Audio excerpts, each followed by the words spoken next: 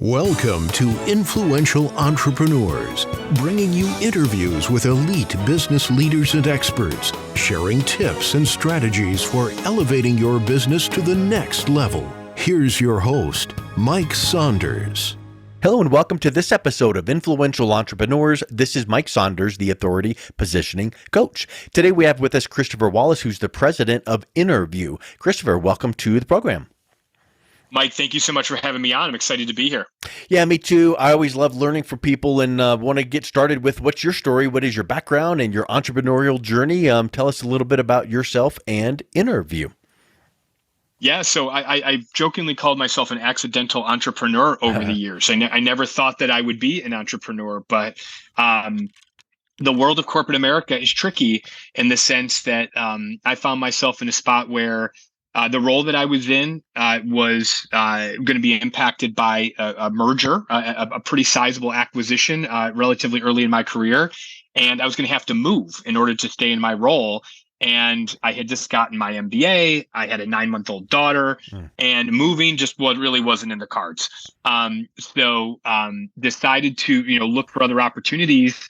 But through that same company, what ended up happening was I ended up taking a contract role, a consulting opportunity that I'll never forget. The gentleman who offered me that contract opportunity said, "This is going to be this role is going to be what you make of it." And I said, "Good," because I tend to make a lot out of things. Yeah. That was almost 12 years ago, and I've been on my own ever since. So I turned it into a very, very unique journey as an entrepreneur. So that's how I got started. Yeah.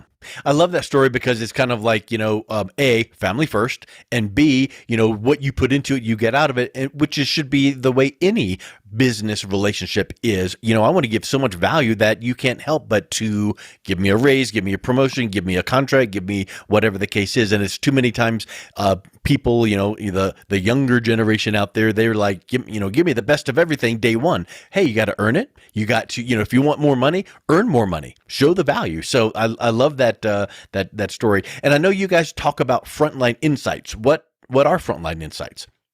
Well, I'll go back to that, kind of where our roots were in starting out. Here we are 12 years later. The common thread amongst all the work that we've done is we're really helping organizations take their products, their services, their brands, their experiences, whatever it is that they use to deliver value to their customers, and we're helping connect those messages and those stories to frontline teams. Okay. The first contract I ever had was a big company launching a new product, and they said, "You got to figure out how to get people that are used to talking about one thing to talk about this new thing." And I did a lot. I got on a lot of planes. I was in a lot of call centers. I was in a lot of retail locations, going out to all of their frontline teams. And really, what it comes down to is, frontline insights is, you gather insights from outside your company, from your consumers, because you want to find out where they see value. Well, that's what frontline insights is, only it's inside your own company. This is about looking at where value is transacted between your people and your customers, and really understanding the mindset that the frontline teams have. Nobody knows your customers better than the people in the trenches serving them every day. So why not understand what their perspective is, understand what they're seeing, understand what they think is resonating with the customer and what's not resonating, instead of sending them quizzes to find out if they can answer questions and regurgitate facts. Yeah. We're very much about their mindset rather than what knowledge they've retained. I love that concept because you can have the best marketing and sales promotional campaign, but then when that prospect interacts with your brand from the very first person that either answers the phone or responds to an email or whatever that might be, if that experience doesn't start off with the right foot forward, all that sales and marketing cost and effort just goes down the drain. So I'm going to give you a good analogy. My business partner says all the time, it's like you're getting ready for a party. Okay. It's you're telling everybody that you're having a party, but you haven't done anything in the house, and you get that first knock on the door, and it's like, "Oh, wait a second. We told you that we were going to have this party. We set expectations of what you were going to get when you got here." And then the door opens and you're like, "Oh, where's the food? Didn't you vacuum the floor?" So, we talk about making sure that the house is ready for the party. And we had a client one time tell us, he looked me square in the eye, and he said, we are so good at making sure that the right message goes on a billboard. But when that phone rings, making sure that the person who talks to the customer reflects the same message, the same story behind the billboard. He's like, we stink at that. So they're not alone. A lot of brands struggle with that. Yeah. And I would even, and this is, you and I have never talked before, and I've not read, book or podcast or anything that you guys have done, but I love this approach because it really is foundational. And I would suggest that what you just said with, the first conversation, call, email, whatever, it even goes beyond that, because when that employee feels valued, then that brings that passion and energy and enthusiasm to then the prospect. But even beyond that, here's then what another internal, thought process could be. Hey, I'm an employee of XYZ company, and I see that all of our upper VPs and sales and marketing, they are caring and loving on our prospects so much, but I don't feel valued. So you don't feel valued, so then that translates to your prospects. But then how about even just product knowledge and mission and vision? And can those people articulate what the sales and marketing people do so that you've got a congruent message? Yeah, it's a great point. I think that the congruency is important. We also talk about sort of the confidence and pride in the message. And what we do with our InFront studies, Mike, is we really are. I had a call with a prospect earlier today, and I said we're really looking at employee sentiment around your products, your brand, and your experience. Like, it's sentiment. It's not facts. It truly is, how do they feel about it? And then the analysis that we do on the back end, we analyze it for alignment. So we analyze how closely aligned the leadership team's perspective is to the people down at the, down in the trenches, so to speak. That's the consistency piece. The belief and confidence piece, we have an advocacy score. So we have data modeling that we run to segment out your frontline population into advocates, undecideds, and critics. And we're giving you really detailed information on what percentage of your frontline teams, when they are in that moment of truth with a customer, believe that what they have to sell or what they have to represent truly has value to the customer. We would think that's something that companies want to know. Yep. 100%. And it's not just please fill out this survey, click, click, click, submit. It's very different than that. We talk a lot about frontline insights is not in our mind. Frontline insights is not an ad hoc survey that you send out. A lot of times executives will send surveys out to their frontline teams just because they want to settle an argument at corporate, or they want to just confirm a hunch. What we're doing is very structured research. We deploy them the same way every single time. Our data modeling analyzes things the same way every time. And what our customers told us was, we want to track this over time. So just as we track external sentiment from our customers over time, we want to track this stuff over time internally, because then we can see if we dial something up or dial something down, what impact it has on the numbers, and see what that trend line looks like. Yeah, and it's probably like rolling up the sleeves, jumping in with both feet, getting involved, getting to know people, because I think I remember in my graduate work doing some studies with or doing some learning about surveys, and people that have the clipboards at the mall, if there still are malls out these days, but they see those people and it's like, ugh.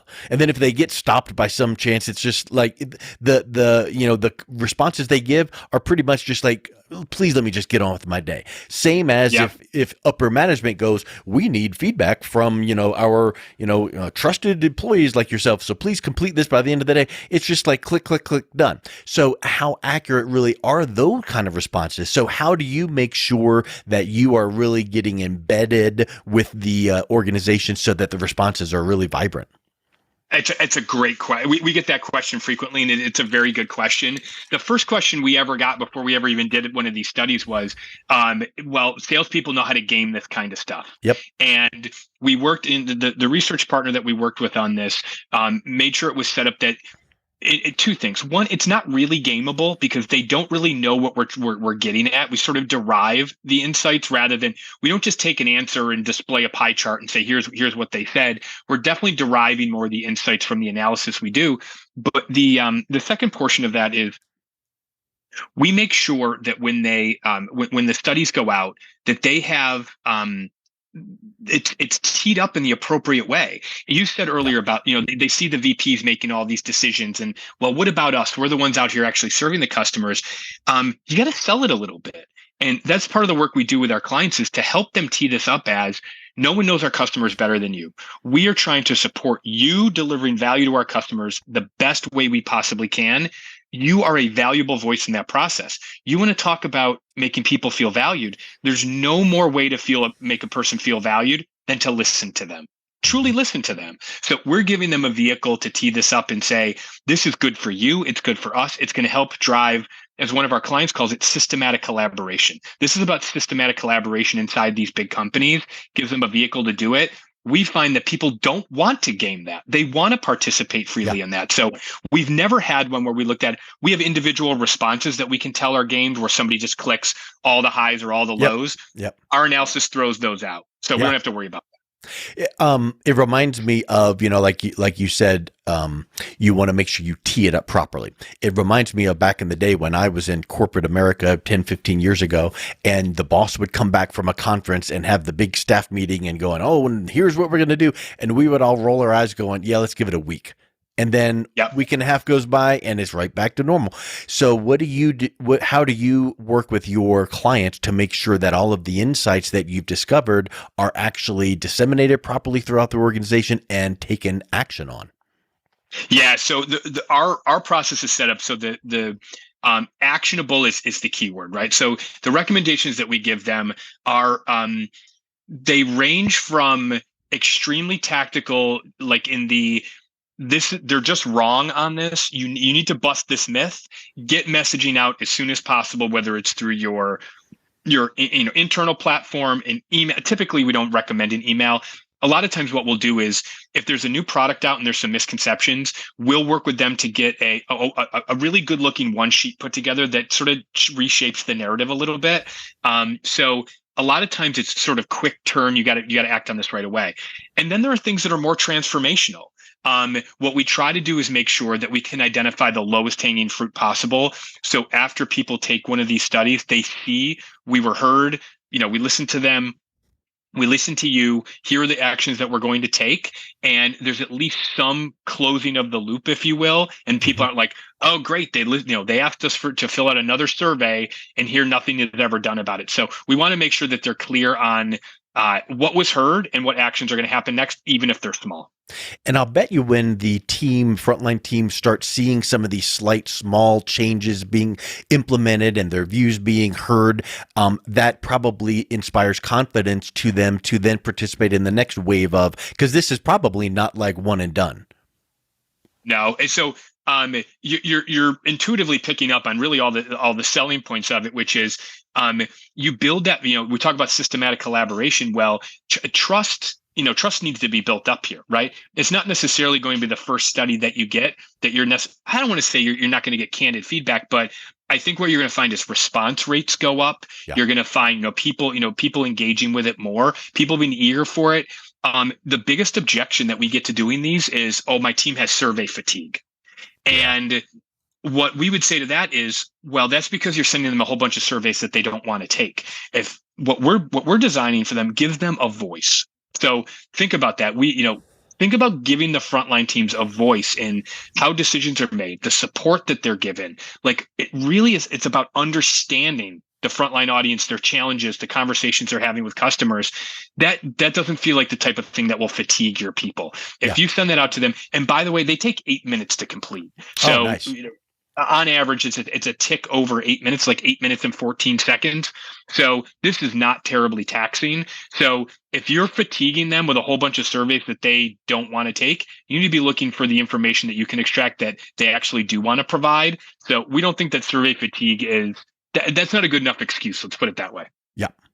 And I would suspect too, when you hear some of these stories, like, I don't know, Google is known for, from what I have heard, we require our, certain teams to spend a certain amount of time per week doing things at work that are not work related. Like if you have a passion or hobby, And they get the feeling of, we know sometimes we need to work later, come in early, so we want you to inspire that creativity. And then it's obviously makes me think about the famous 3M story, like the scientists wanting to create the most sticky glue known to mankind, kept failing, and then turned it into an innovation, which is Post-it notes. So it's like once a team starts realizing, hey, it didn't take that long, I'm being heard. Hey, remember those thoughts that we put into this survey or this feedback? Look, they're putting it into action and they start feeling valued. And I would venture to say that then that starts having a nice ripple effect across the organization, and things start changing. And it's like, wow, we noticed that this category in the company started improving and wasn't even our intention, but it's kind of gets people all in the same rowing in the same direction. Yeah, it like you said, it's not hard to see how that could spread. We typically say that when an organization does a study, most of the companies we work with are larger brands.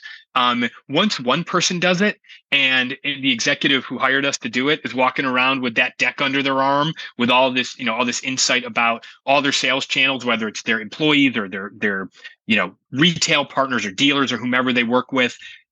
Once they have that information, it spreads quickly within the organization. And everybody's like, man, I don't have anything quite like that. And Mike, it's worth noting that the day when we do the readout of our InFront studies, that day is such a fun day for us because we're opening up a bit of information. We're opening up insights that they simply don't have currently. They don't know what's inside the heads of their salespeople and their customer service teams or their technicians or whomever. They just don't know. So unveiling that for them is really a lot of fun, and it's eye-opening for them as well. Yeah, that's a really good point. So I tell you, some of these benefits are ripple-wide, organization-wide. If someone is listening to this going, maybe 8 minutes, 14 seconds isn't too much to ask, and maybe getting them involved really could have that ripple effect. What's the best way that someone can learn more about what you guys do and reach out and connect with you? Yeah, so our website is innerviewgroup.com, and I think you shared this before. It's INNER, so like taking an inner view of your organization. It's very literally named, interviewgroup.com. But then InFront in particular, we have InFrontInsights.com, and it's just how it sounds, INFRONT, insights.com. And that site will give you a little bit more detail on what the process is, the insights that we gather, the analysis we do, that type of thing. Excellent. Well, thank you so much for coming on. It was a real pleasure talking with you. Same to you, Mike. Thank you so much for having me. You've been listening to Influential Entrepreneurs with Mike Saunders. To learn more about the resources mentioned on today's show or listen to past episodes, visit www.influentialentrepreneursradio.com.